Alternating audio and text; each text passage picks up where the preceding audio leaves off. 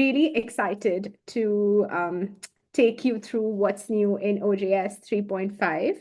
So this session is all about getting you familiar with the latest features before you dive in and start using them. So we'll walk through what's changed, do a side-by-side comparison with 3.4 or 3.3 for some of the versions, and talk about how these updates will impact your workflow. But before I jump in, I really want to take a moment to recognize the incredible effort that went behind this release. So, a huge shout out to our development team, our entire PKP team, all our stakeholders and development partners for taming the absolute beast that 3.5 was and bringing that to life. It's been a huge undertaking, and we couldn't have done it without this amazing community. So thank you, everyone. But before I dive into the presentation, a brief introduction about me. I am Devika Goel, and I've worked for over 2.5 years with PKP. I hope my screen is visible, my share screen. Okay. Thank you. So I've worked for over 2.5 years with PKP as a UX UI designer. I stay in St. Catharines, Ontario, and I focus on enhancing our software's experience, accessibility, sustainability through UI UX, user research, design research, usability testing, and a little bit of strategic analysis. I'm actively working towards PKP's vision for creating an environment that welcomes users of all backgrounds, ages, and abilities. So here's what we'll be covering today. So we'll start with the submission dashboard and workflow, redesign, touching on how it impacts editors, reviewers, and authors. Then I'll go over the GDPR compliance and masthead improvements, including the new invitation-based approach for adding and updating users and roles. Next, I'll dive into author affiliations and ROR, followed by much needed enhancements in the peer review process, followed by some updates we've made on the language functionality, and of course, wrap up with a Q&A session where I'd love to hear your thoughts and questions. So let's dive in. So the first one that I will talk you through is the submission dashboard and workflow design. So now from our perspective, just to give you all a bit context, the dashboard wasn't terrible. So it was clean, it was structured and functional, but it actually wasn't working for a lot of editors, reviewers, authors. And the challenge with that was that when like the dashboard is such a critical and a big component of OJS, and our users had like a lot of diverse needs, right? So every piece of information we had to add for one group was increasing cognitive load for another, which is why redesigning this was an extremely challenging task. And whatever we did needed to be intuitive enough that it didn't require hands-on training.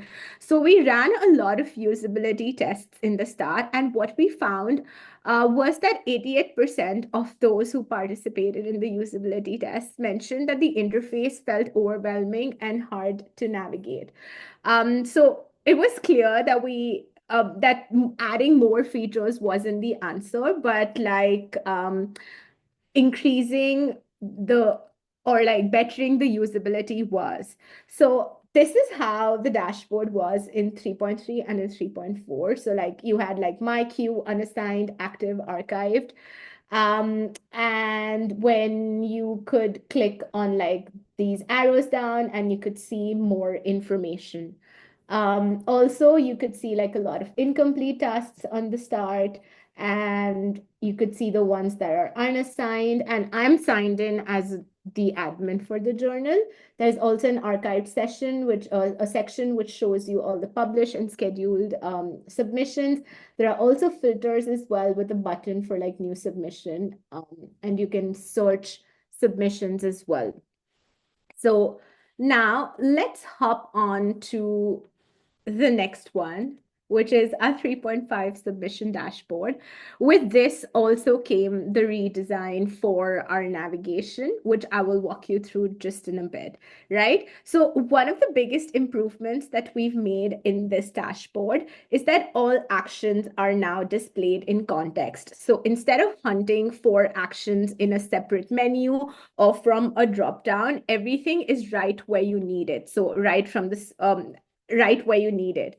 So the submission status now lives in like the primary area of the dashboard and not buried under the arrows in 3.5 or 3.4. And this means that the editors, reviewers, or authors can quickly assess submission progress and take action without any unnecessary clicks.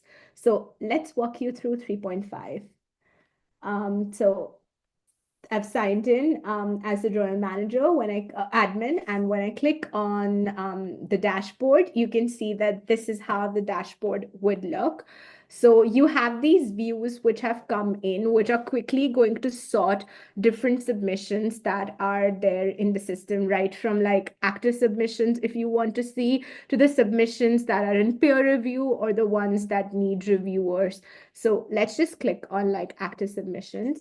You will see like you have the ID, the submission names, you have stages, you also have days that a submission has been in a particular stage, and you have these editorial activity, which is actually going to push you to take this submission to the next phase of wherever it is. So whether it is like seeing all the review statuses that are out there, to like these review bubbles, which whenever you click stands for like every reviewer assigned. So you can see that the review was confirmed by the editor, who the reviewer was. You can see the type of the review, that this is anonymous.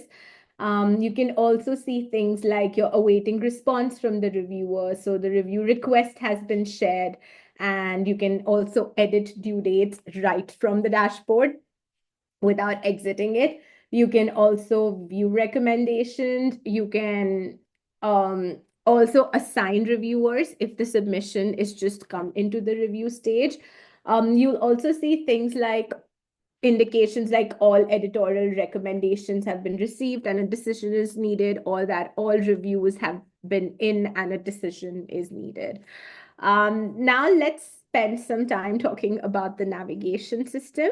So OJS's old navigation system had a lot of like your vertical and horizontal menus, which made it harder for users to use, and they raised a lot of accessibility issues when navigating it, because there were some which were like vertical, horizontal, and then vertical again. So we've now moved to a fully vertical like a fully vertical navigation system. So if you can see, you'll have like all of these points, like all of the points here, you can like open them and you'll see like from settings, you can see journal, website, workflow, distribution. Currently, we're on our way to extend this further as well. So you will see some traces of 3.4 and 3.3 here, but our long-term plan is to extend and bring all of this into the vertical navigation, right? So neither of these that we did on the submission dashboard or the navigation were like small fixes. So how we went about this was that back in 2019, all the user specifications and user feedback were analyzed. We built on those insights, and then we ran 3 rounds of like user interviews and research to like get where this is. Also, Yada, Vitelli, and like so many of people from the development team went deep into every edge case, ensuring that new submission list wasn't just like any redesign, it was a real improvement. One of the other changes that we've gone ahead and done is that if you see that there are a lot of like incomplete submissions that you will see, which you couldn't delete from like 3.3 or 3.4. But now, next to the filters, you have like this overflow menu. When you click on it, it has an option to delete incomplete submissions. So when you click on it, every submission that's been incomplete, you can just like click on it and you can delete incomplete submissions and you can conform. So each of these views currently that you saw was from the editor's point of view. Now, if I was to log in as an author, I'm sorry, I'm jumping the gun to show this, but like if I was to log in as an author, the same interface is here for an author, wherein you can see all the views that are there. So like any active submissions, revisions requested, all the statuses can also be viewed for the author as well. And the same interface has been changed for that for a reviewer as well, wherein all the side navigations would be, I'll just walk you through like any of the reviewers. So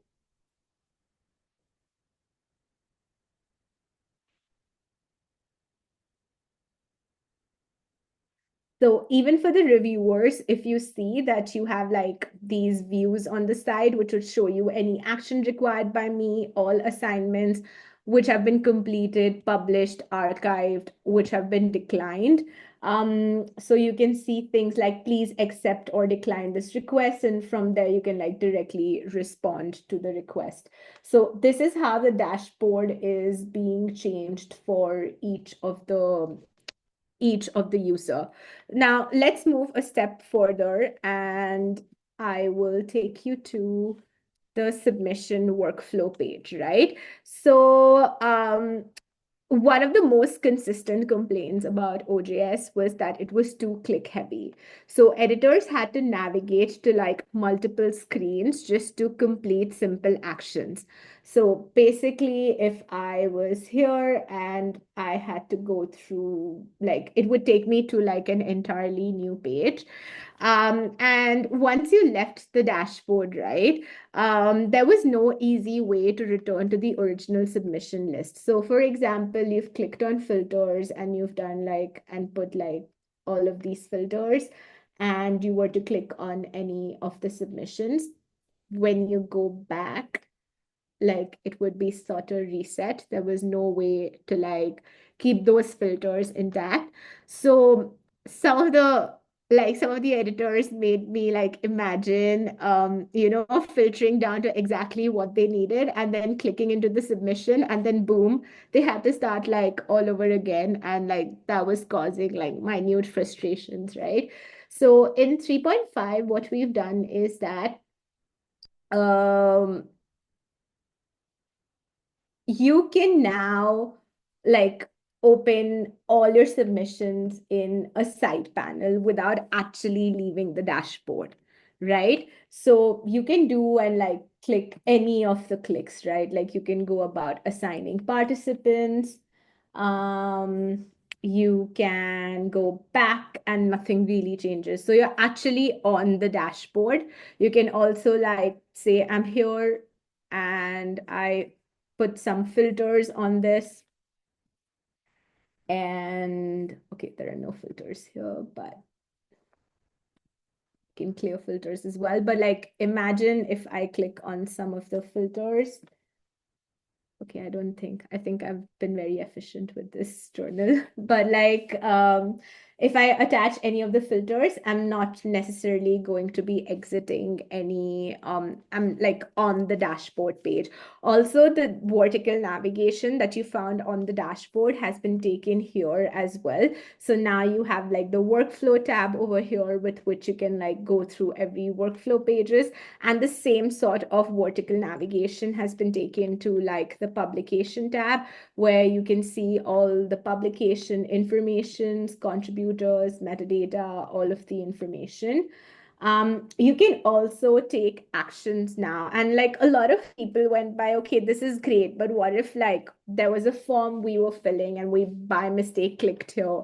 So what we've gone ahead and done is that if I have like if I search for something and if I have written something and I click here, it's going to give me a notification saying that the data on this form has changed. So it's actually going to alert me so I don't like hastily exit any page, right? Um, so that's one of the things that has happened.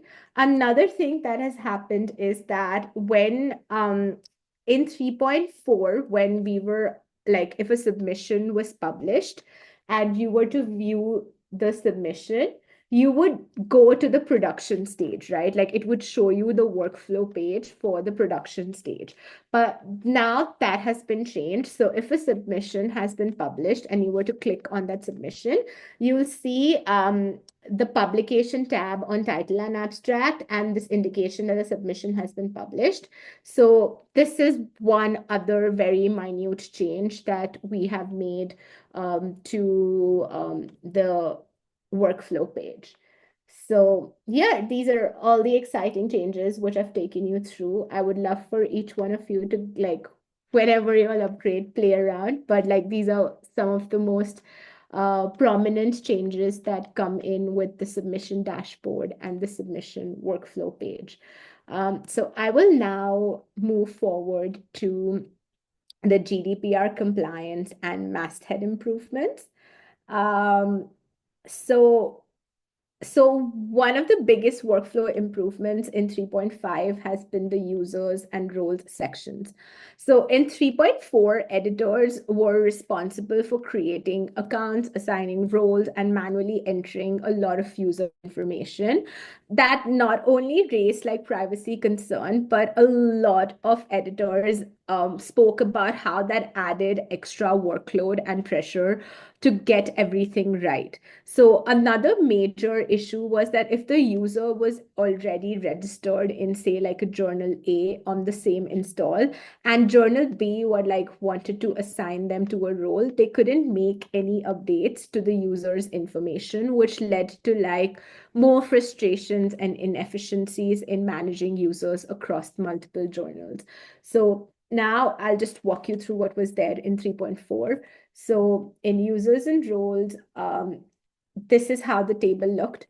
You can, there's this overflow menu from which you could like see all the information. And when you click on editor user, you could just put in the name and you could assign them to like any roles that you wanted to, and you can click on like, okay. And you can also add the user and the form remains the same, right? So now let's move on to what's happening in 3.5. So we've redesigned this entire process to be more secure, to reduce editor workload and streamline role management. Okay, all while making it flexible and privacy conscious. So in 3.5, if I was to go into settings and users and roles, the first thing you'll see is like the dashboard has been changed for users and roles from this table to this table, where you can see like an invitation table on the top, and then you can see the current users table below. You can see all the relevant information that you need about the user on the dashboard, like their name, email address, roles, the start date, and affiliation. We've also throughout the system in the submission dashboard and over here replaced these triangles where you could see more information with these three dots in the end, which would be easier for you and more focused to like the more actions that you're going towards. Now let's find like, what if we want to invite a new user, right? So there's this button where we invite a user to a role. So I can search for, say, test and at the rate gmail.com, and I can search for the user. Now it says that the user does not have a role in this journal. So the basic step for the search is that sometimes you have like a lot of journal managers which have come in new. They wouldn't know the users so well, or the user list would be so massive that going through it can become a problem. So if you can just type like the username, anything that you remember about the user and search, you can always see that the user does not have a role in the journal, or if the user already exists in the journal. So as an editor, you can write like the given name for the user, their family name, but the user at any point of time can go about and change this information, right? You can also select a role. So you can select like the journal editor role. You can also select the start date and the end date for it. And you can also select whether you want to show them in the journal masthead or no. I'm going to go ahead and say it does not appear in the journal masthead. When I save and continue, you, an email invitation template would already be here. If I want to go ahead and edit it, I can go ahead, edit it, and I can invite user to a role. So it's going to show me that the user has been invited. One of the things that say maybe I did this invitation and I now want to go ahead and change it. So I can click here. I can also cancel invite if I want to, or I can edit the invitation. So it will tell me that if I edit the existing invitation or add a new role, the current invitation will be canceled and a new one will be sent. So there'll be no confusion as to which link in the email that the user will get, but I can always, as an editor, go ahead and like edit the information. Um, and okay, that sort of was not happening. But also if from the current users, right, I click here, I can, and I want to add a new role to them, right? I can either edit them and like add new roles for them. I can also remove them from the current role. But let's add them to another role.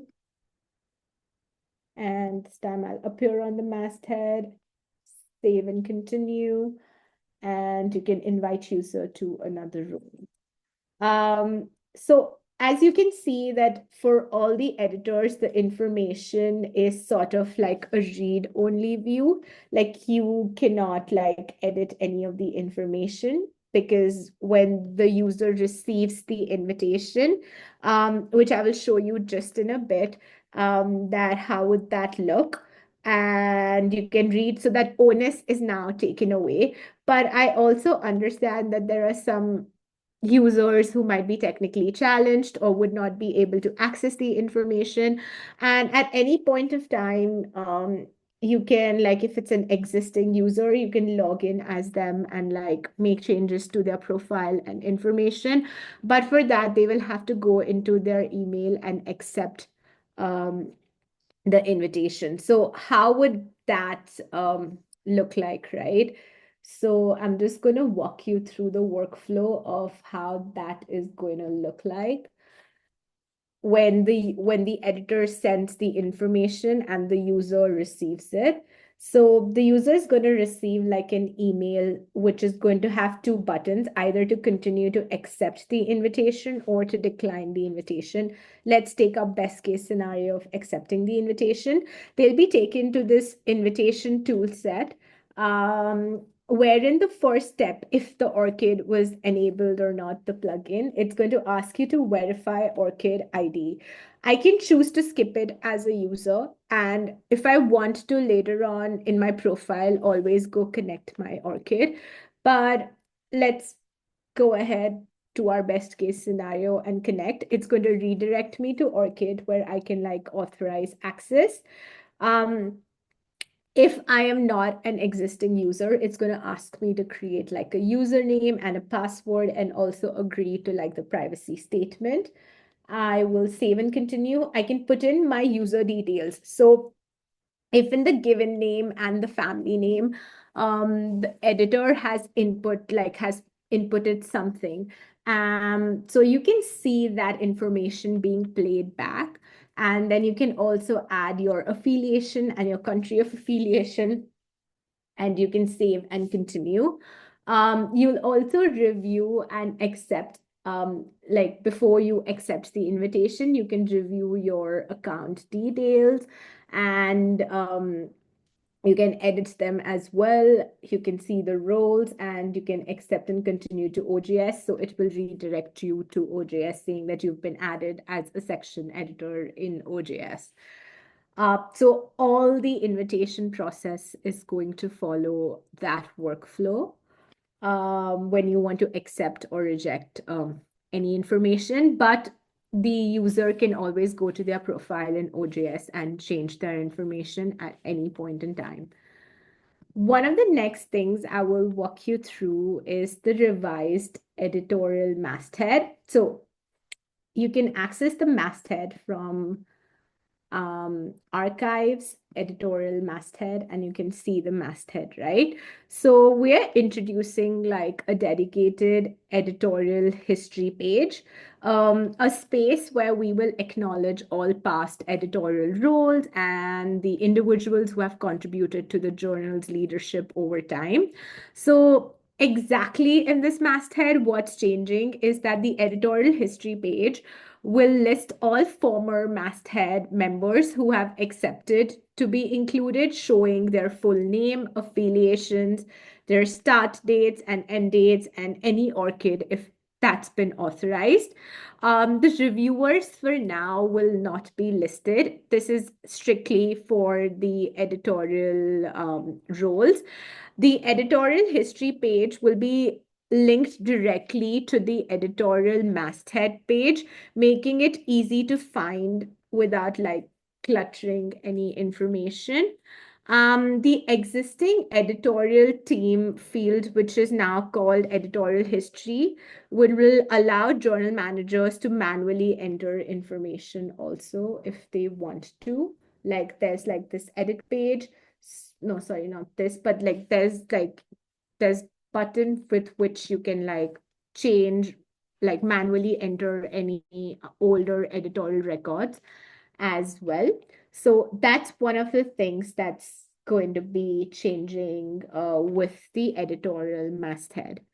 I'll move ahead with the author affiliations and ROR.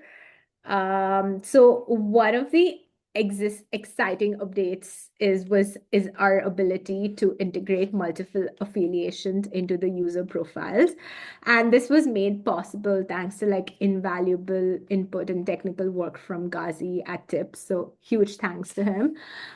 So now users can add more than one affiliation, whether they are linked to a ROR institution or a non-ROR institution. This will make their profile more accurate, flexible, and reflective of like real world academic affiliations, right? So it's currently only for the contributors, but it can happen if I'm starting a new submission, or let's go to a current submission and click on contributors, and I will add any contributor.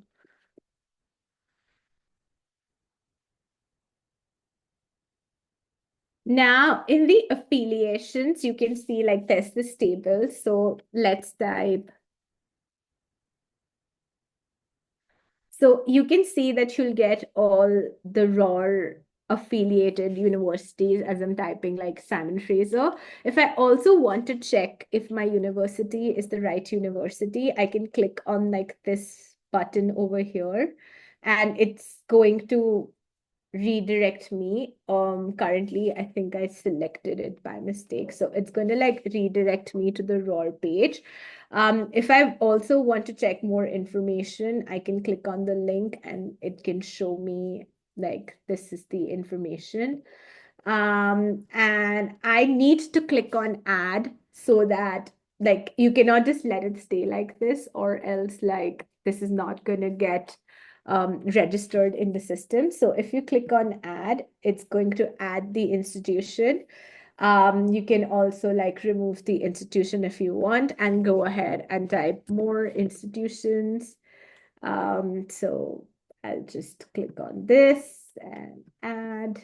I can click as many as I want, but what if I am typing an institution name which is non-ROR registered, right? Like I'm going through, I'm typing Niagara Institute of Science, I'm going, and I don't see the university I'm looking for. And I don't think that's ROR registered. So I can still click on it and it's going to ask me to like fill like the multilingual language component. Um, may like even if I don't want to right now, I can still click on add and a non ROR affiliated university will be added. You'll see the distinction is that if a university is affiliated with ROR, you can see like that small ROR logo next to it, along with like the ROR ID, which is clickable for you to see the institution name. Whereas if it's non-ROR, those two don't exist. At any point of time, you can like write the name in French as well. I wish my French was that good for me to write that. And it's going to save it and all translations will be available. So this is one of the huge changes which is available for contributors right now in OJS 3.5. Also, I know there are a lot of like things going on in chat. I will look at it like in the Q&A session. And I'm sorry if this is like so much of an information overload, but there are like so many changes I want to walk you all through today. So yeah, I'll go on to the next bit, which is in peer review. So like what's new in peer review? There are multiple things in peer review that we have added. So I will walk you through all of those changes. So let's start with ability to send review reminders prior to due date. So previously in 3.4 or 3.3, reviewers were not like notified were not only notified after the review deadline had passed, and that was not like the most ideal workflow. So with this update, reviewers will now receive reminders before due date, giving them a gentle nudge to complete their reviews on time. So how can, as a journal manager and editor, you can like set this? So if you were to go into your submissions, into the dashboard, settings, workflow, in review, you can see this set reminders for review, and in that you can set like if you want to send 2 days before the due date or 5 days before the due date a reminder, an email with a reminder will automatically be sent. Review requests for review requests as well, and for review submissions as well. I can also set it for after, so that these review reminders are sent automatically to the reviewers. So this is one of the changes that we're bringing in. The next one is customizable reviewer recommendations. So until now, OJS had like a fixed set of reviewer recommendations, which worked for some journals, but not for all. Different journals have like different review practices, and the one size fits all approach wasn't cutting it. So with this update, editors can now customize reviewer recommendations to better fit their workflow.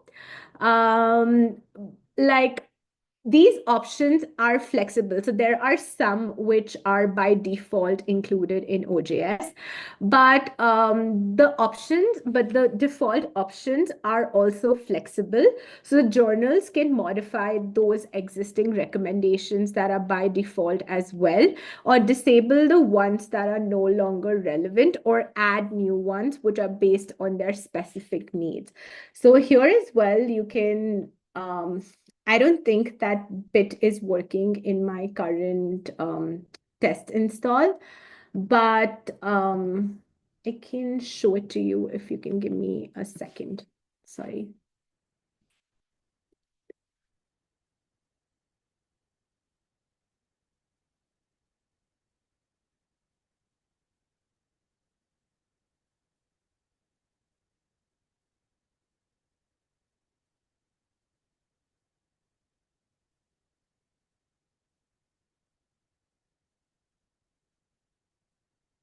Okay, yeah, I don't think that particular is working on my test install at the moment.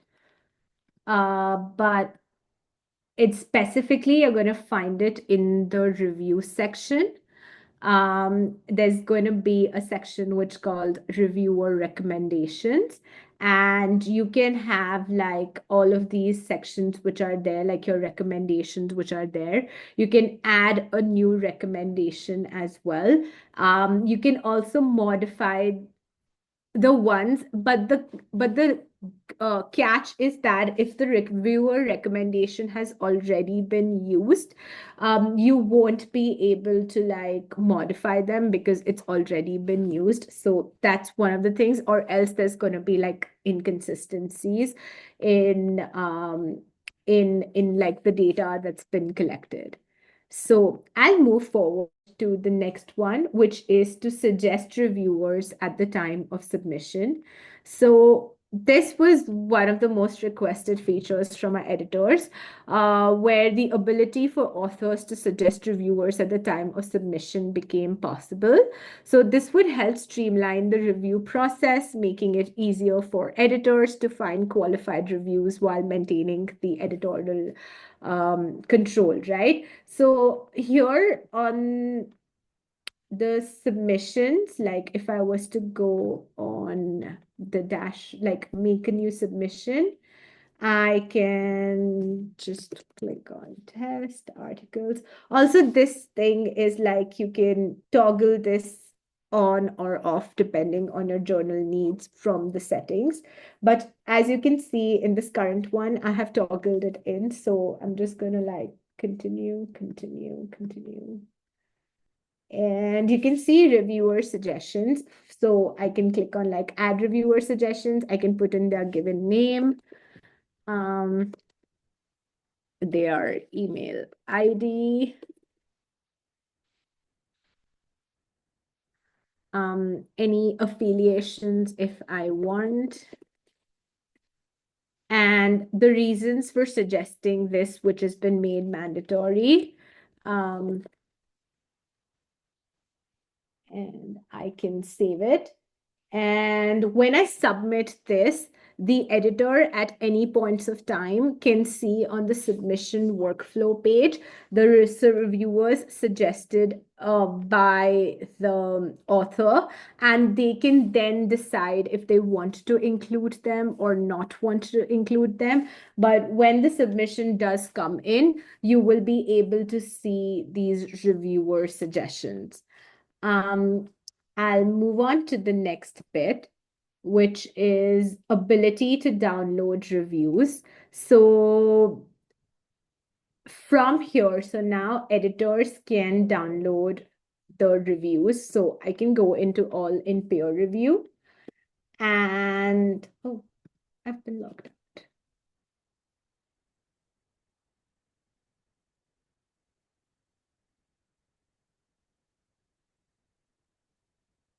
I can go in peer review and, oh, wow, I'm not able to.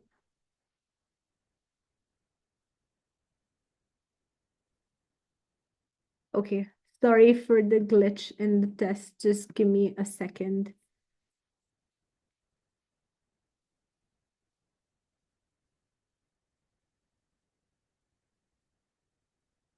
Okay, I think my install has crashed officially. But if you were to go, and I will try not doing it from my presentation, so sorry. But from my like any of the reviews that the reviewer has submitted, you can go to that review, and there's going to be a button which is like download review form, from which you can download all of these options, which are like author-only sections in PDF or XML, or any of the editor form sections from in PDF or XML. So the author-friendly versions will only include sections which are marked as visible to the author, whereas the editor-only section would display all sections of the review forms for editorial use. I will move on to the next bit, which is that now one of the challenges, now all of these changes that I showed you were from the editor's point of view. No, el trabajo. I'm just gonna, okay, yeah, thank you. So one of the challenges, like a lot of reviewers, okay, I'm gonna send requests.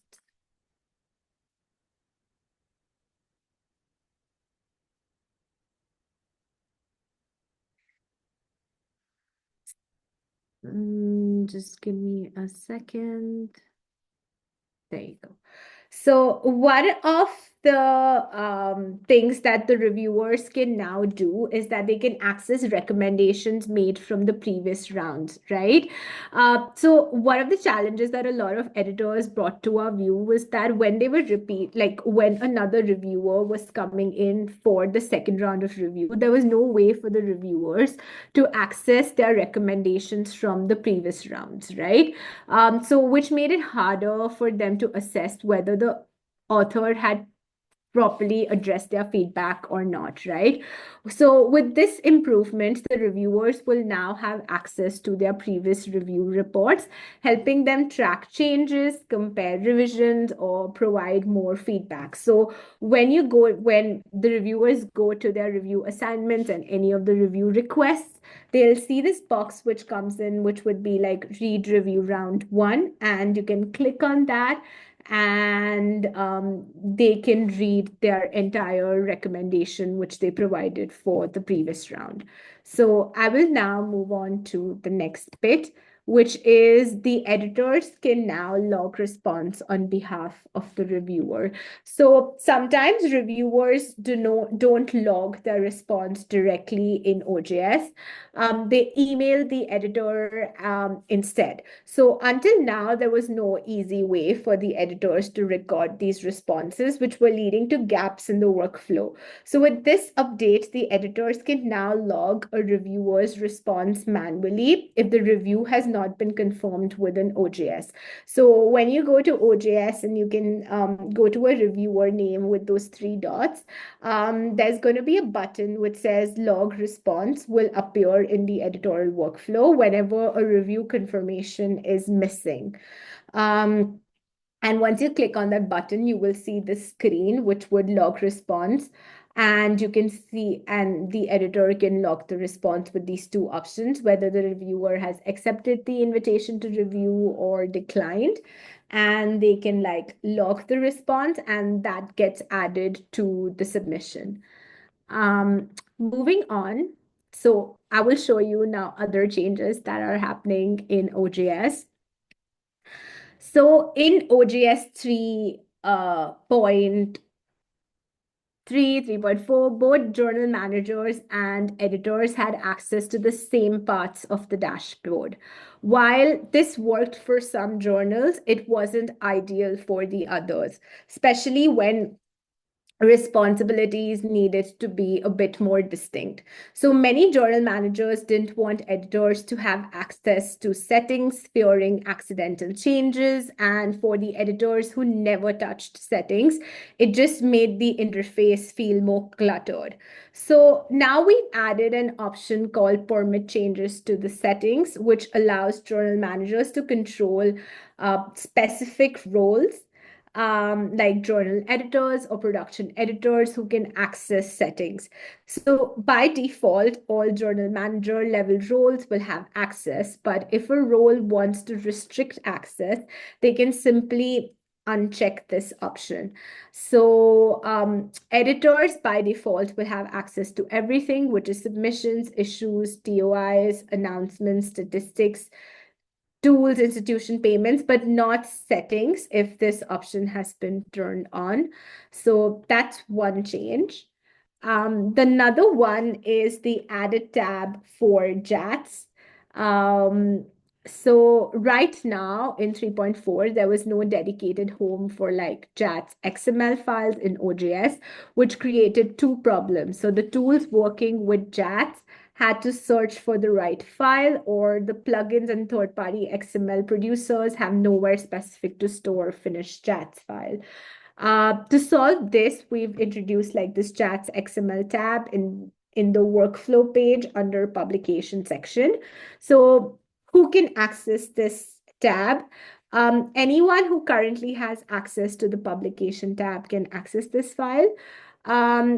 Another questions that we get is, can this be disabled? So yes, journals can enable or disable it in the setup.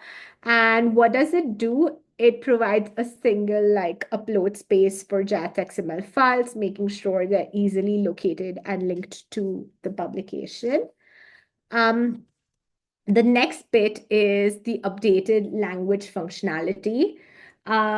So until now, the website or submission languages, like the first bit, were tied together, limiting submission options to like available UI translations.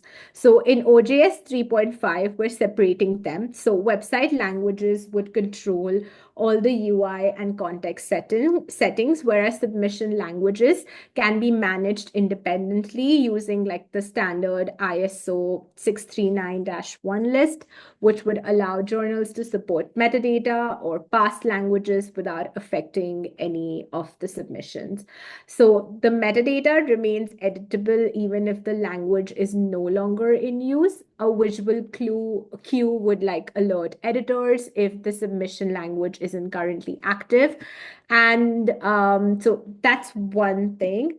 The other is the change submission language for. So imagine as a journal, you have like 3 or 4 languages which you have enabled. I'm just going to try my luck and see if my install is working.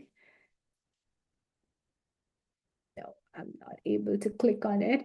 But as a journal, uh, like if I have a lot of like languages, and then the author say has ticked English right in the start and they've made their submission.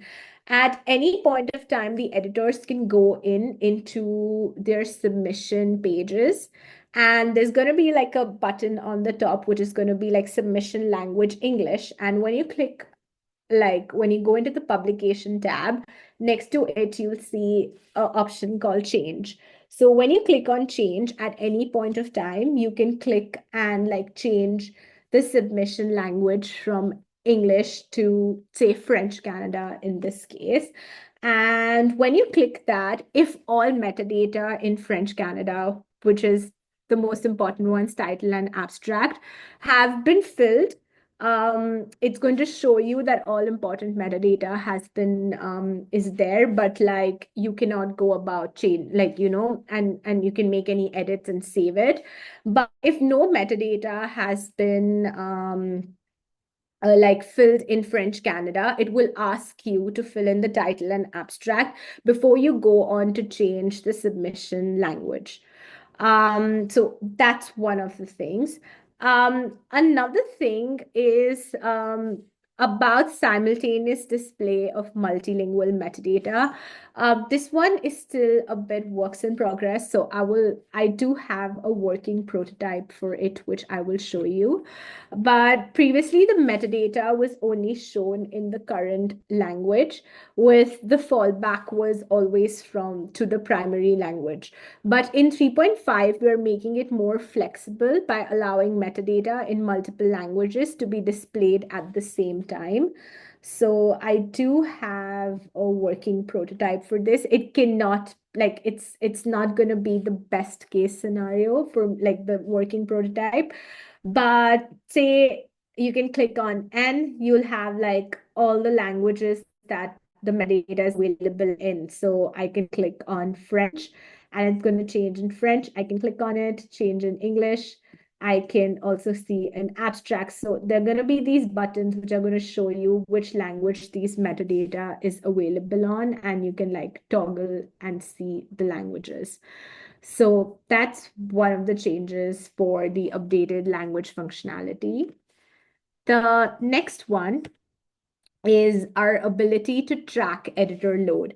So in 3.4, when you were able to like, when you were going to, I'm just going to go, and if you were to assign like a participant, right? there was no way for you to know how many assignments that they're currently working on, or you would just be able to like assign them and like click on OK. But in 3.5, you will see this assignments button on the side, which is going to show you how many assignments they currently have, which they're working on. Great thanks to Ubiquity for like helping us with this. So this is one of the changes that has come in 3.5. So yeah, that's it from me. Before I jump into the Q&A session, I want to remind that we host like quarterly development news updates, like our dev webinars. So to sign into the dev webinar, like you can click on, like you can go to OJS and you can click on community webinars, and you can have access to all the webinars from our Eventbrite page. So you'll get all the updates about the webinars that are coming in through this. And if you want to participate in any of the user testing or any of the usability testing that I do, or any of the UX UI co-creation workshop opportunities in the future, you can always click on the contact us form and you can send us an email to participate for the usability testing. So I'm going to jump into the Q&A session and I'm going to open the field. And I really want to, before that, apologize for my test install breaking. But I hope this gave you like some sort of an insight into how 3.5 is going to work versus 3.4 and 3.3. So I'm opening the, like, if anyone has any questions. If I can just jump in, this is Alex Metcher here. If I can just jump in to give some very specific credit, I know some of these were already covered, but huge thanks to TSV and TIB, who are participating in the Craft OA grant, which helped in Europe to support GDPR and things. ROR support also from TIB. I believe Gazi's here. Lepidus provided a few features. We've been working with Ubiquity. Cielo gets massive credit for submission lists. Crossref, I believe, had some role in this. So lots of folks providing help with specifications, financial support, all sorts of things like that. So thank you everyone out there who helped with that.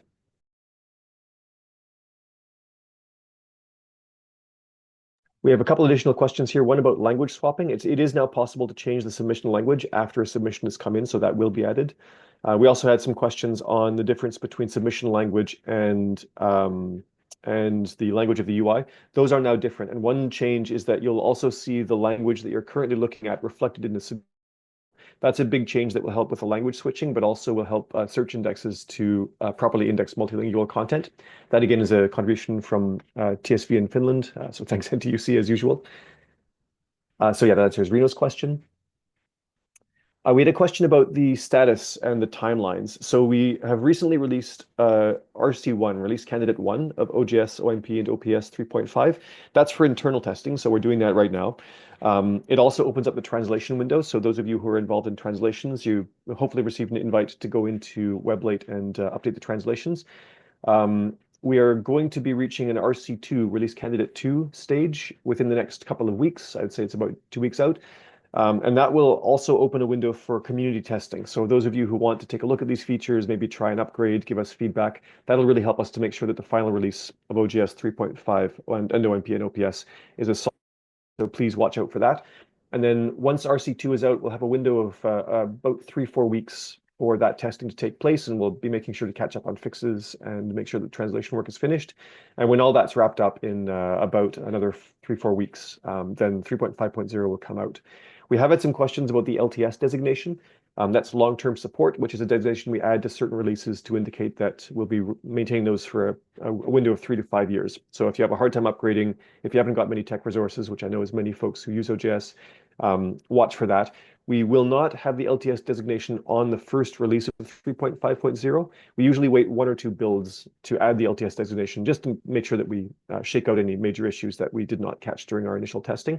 But then we will add an LTS designation to 3.5.0, and that will give you the indication that that 3 to 5 year maintenance window starts.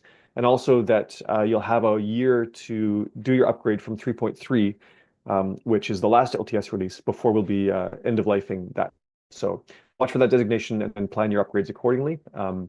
I know folks have struggled with upgrades historically. 3.3 already had some investments into improving that. 3.4 has more, and 3.5 will have more yet. So I know upgrades will still be a little tricky for folks who've got older installs, but the process will get easier and better as we go. Will RC2 be downloadable for local install? Yes, we'll have that available on the website, so watch for an update on that.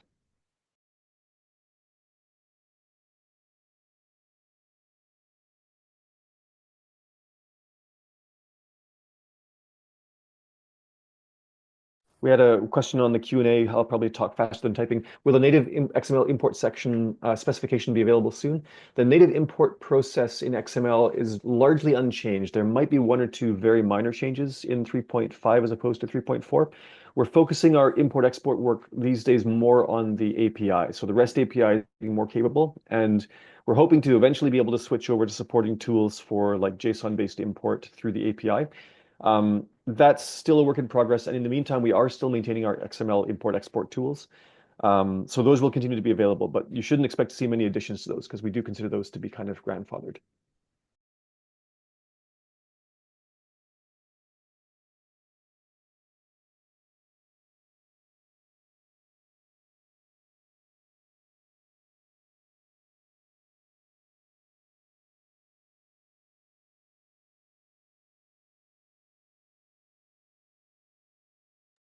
DOI management in 3.5. We did a pretty comprehensive rewrite of the DOI and cross-ref process in 3.4, and that's matured quite well. We're carrying that forward without many changes.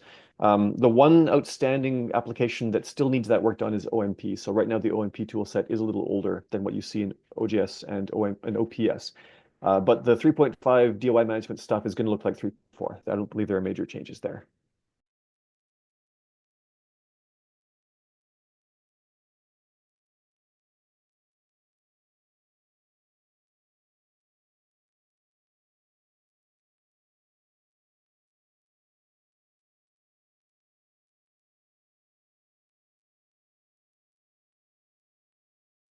Also, a heads up, I've got my install working. So if there's any specific sections that you feel like you want me to walk you all through, I can do that as well right now.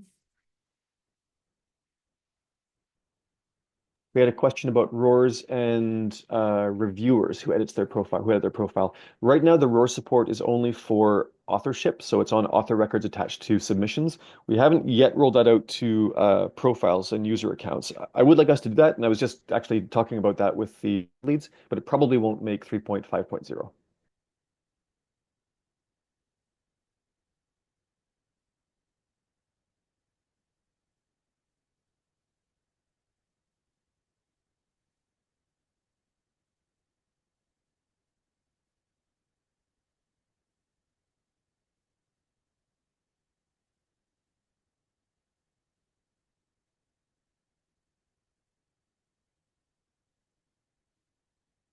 So Nodo integration, there is an issue filed for that, and that will be included in 3.6. I'll try and grab the link and drop it in the chat.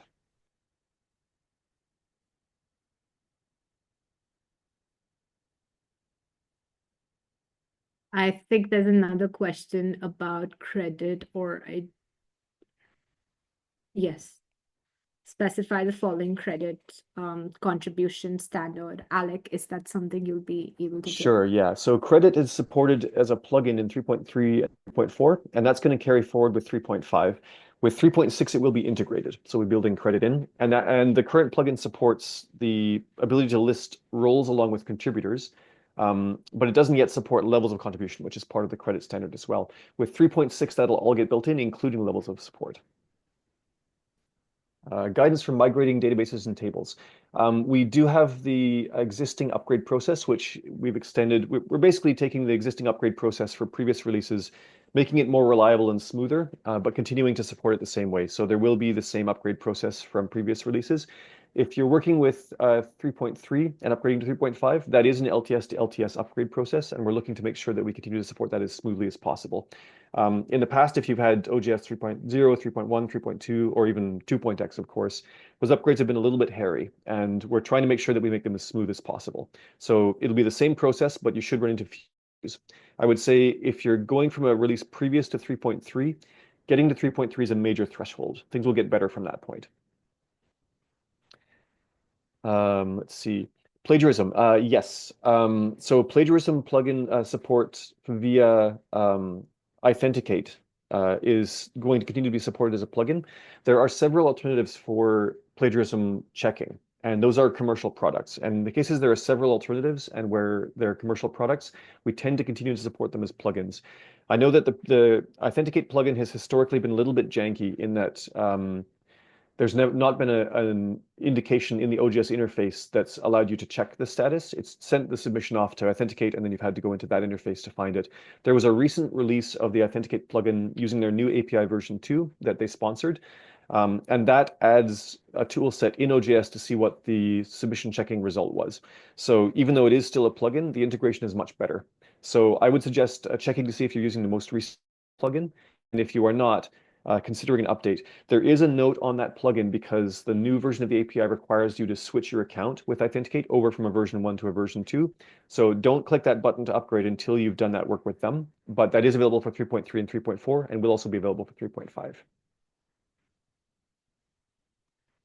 AI integration. We talk about this quite a bit internally, and it's a bit of a point of contention. I have to admit, I'm a little bit of a curmudgeon about AI, but one of the challenges we always have is that the barriers to installing OJS are quite low. It just requires MySQL or Postgres and PHP and can run on pretty much any server.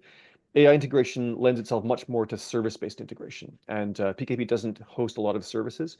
And to self-host an AI integration on your own kind of PHP installation would be out of reach for most of our users.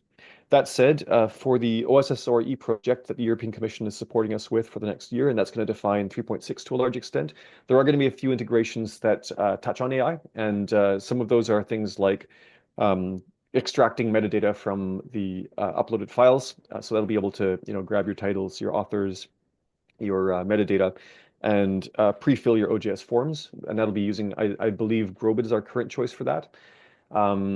So a few minor areas, but I think you'll see that AI is going to typically be hosted by software as a service, and there may be plugins to integrate that.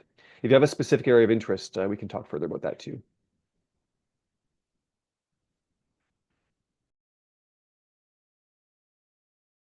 I know we're over time a little bit, but I'm happy to continue with a bit of question and answer. Oh, I think we have time allotted to like 12, like for Oh, another great. Okay. 20 minutes. Okay, end of life date on 3.3, yes. So that's a good question, and I know our previous guidance had a shorter timeline. When we originally announced the LTS releases, we had a timeline on 3.3, and that caused some... The window of time between the new LTS being designated, that'll be 3.5 sometime over this summer, and the old LTS 3.3 being end of life is going to be at least a year. So when we release our new LTS and designated LTS, you'll have a full calendar year to do the upgrade.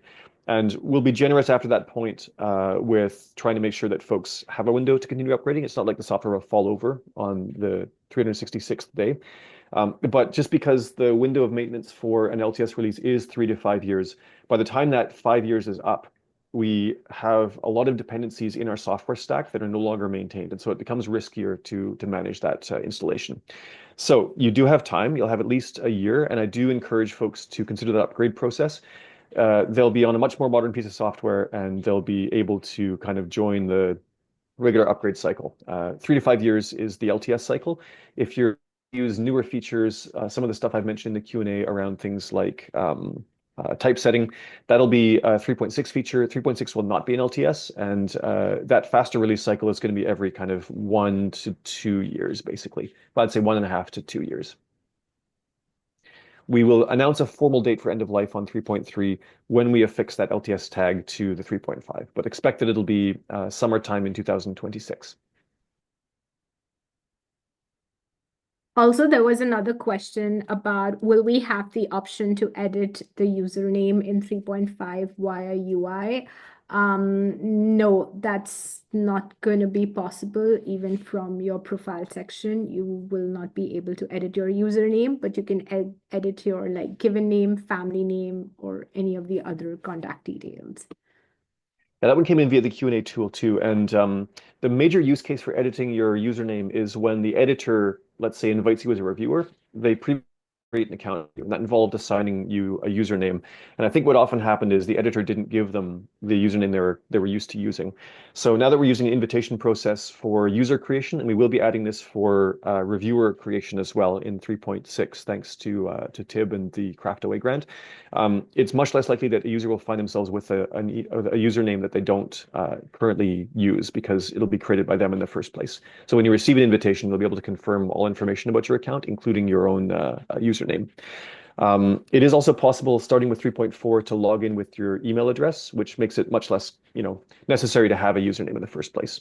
We've seen some software, in fact, drop the username requirement entirely and just use email addresses. We haven't got that plan yet for ourselves, but it's becoming a bit more blurred.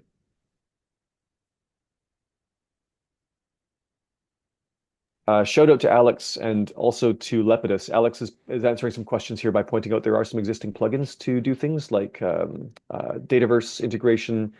There was one other one I saw him mention. Those are often plugins that are supported by CLO and coded by Lepidus. They're a great partnership, and they do provide some of those really good third-party plugins. We do tend to review plugins before they get into the plugin gallery, and Lepidus is great with well-supported good plugins. There's also a Go ahead. question, Alec, about when will the alpha version of 3.5 be available for download for those who want to like experiment with it? Sure, yeah, we're using a release candidate language instead of alpha and beta, but we're at release candidate 1, and that's currently for internal testing. We don't have a tag on that in GitHub, just because it's for internal purposes, and there's often so many kind of minor issues that get fixed before we get to RC2 that creating a tag just means folks will keep finding those same ones again. With RC2, which is due out in about 2 weeks, that one will have a download, and it will have a tag in GitHub, and that's essentially, so we'll be inviting community testing, and they're welcome to give us feedback. I see there's also a question about PHP compatibility. 3.5 is compatible with PHP 8.4 as well. I believe our integration testing on 3.4 also includes PHP 8.4 testing. So yes, it should be compatible with all maintained versions of PHP. We are bumping our minimum requirement for PHP to 8.2, starting with 3.5. And that's reflecting that I believe that's the minimum supported version of PHP still on their roadmap. There's also a question about, Alec, whether new plugins will be introduced in 3.5. I'm just trying to think. So our plugin release cycle is different from the OJS release cycle in that you can release plugins anytime you want to. And often we develop plugins with PKP in order to support them with an existing production version of OJS, because we'll have a partnership or we'll have some folks that we're working with or that are funding us, and we obviously want to target something that's already existing. So there aren't any new plugins I'm aware of that will become available with 3.5 that weren't already available with, let's say, 3.4. There's often a window of time post release of a major new version where it takes folks who maintain plugins, ourselves included, a little bit of time to catch up with plugin development to make sure that all the plugins are updated and released.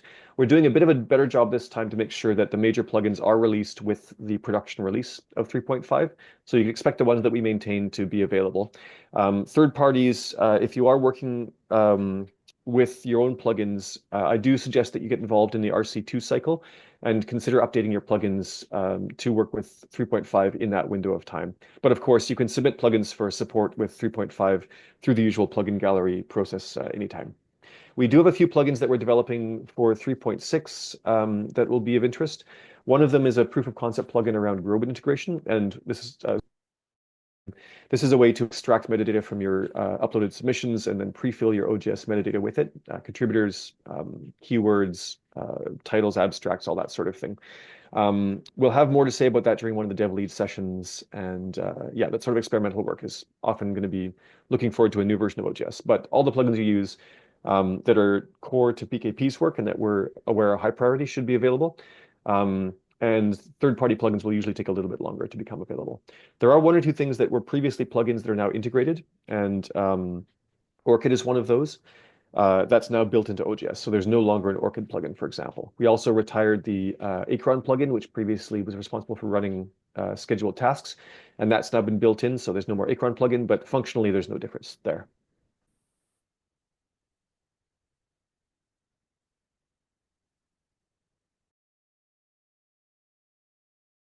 And I'm track of all the questions here as I talk. I think you answered most of them. Okay, great. Somebody did ask about whether the Q&A will be captured. I don't know the answer to that question. I'm hoping that there's some collection of these, and it would be great for us to maybe put them on the YouTube recording of this or something. Yeah, I guess we can do that, of course. Yeah.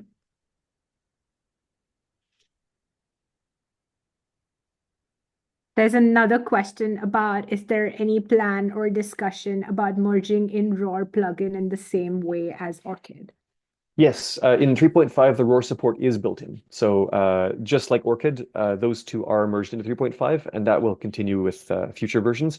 As I mentioned, ROR support is currently just for author information. I would love for us to include support for that in user accounts as well in the future, but stay tuned for that.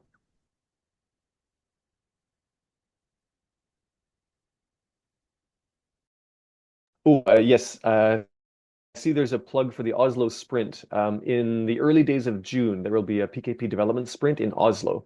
And I'm caught unprepared, so I'm going to jumble up the name of our host and our sponsor there. Maybe somebody else can jump in with that.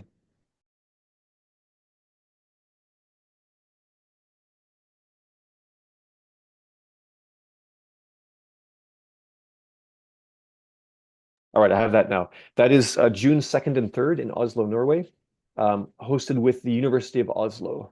So thank you to them for hosting us. And it's going to be a limited number of participants, 40. So registration is open at the link that Obi posted, and we hope to see you there.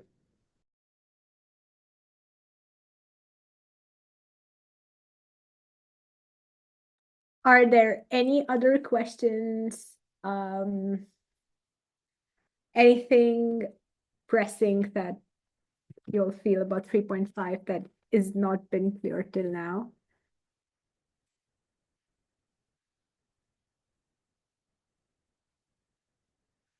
Oh, there's another question about what does an upgrade look like when a plugin such as ROR goes from a plugin to being a built-in? Yeah, good question. So we do migrate existing data. So if you were using those plugins and you had data in those before, then those will be migrated into the core structure. And then the plugin will no longer be present in the new code base. So you simply will see that plugin disappear from the plugins list. But there are setup fields now that are part of the main kind of journal setup that will then take care of those same options. So it should be a very smooth transition for those.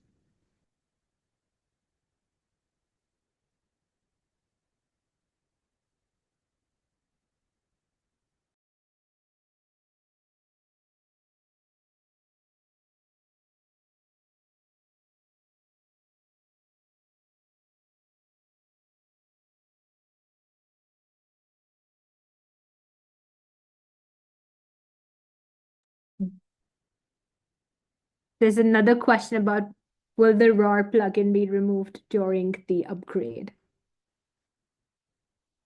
The upgrade process doesn't upgrade your plugins for you. So when you get the new package of the OJS download and you run through the upgrade process, you have to then later, after that's done, install any plugins that are relevant with the new versions of the software.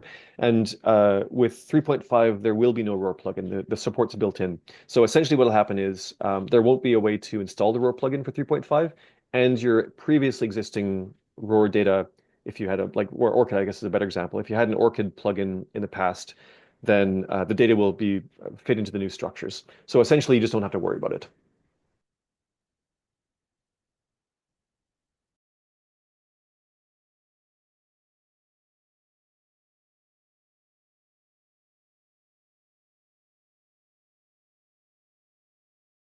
I think as we wrap it up, I'm just going to say it was wonderful to see everyone list off the places they were coming from.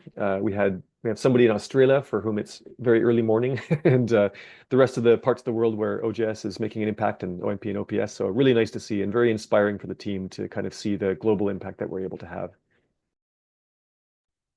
Yeah, thank you so much, everyone, for joining in so early, later in the morning, evening. Thank you so much for spending your Friday or Saturday mornings with us.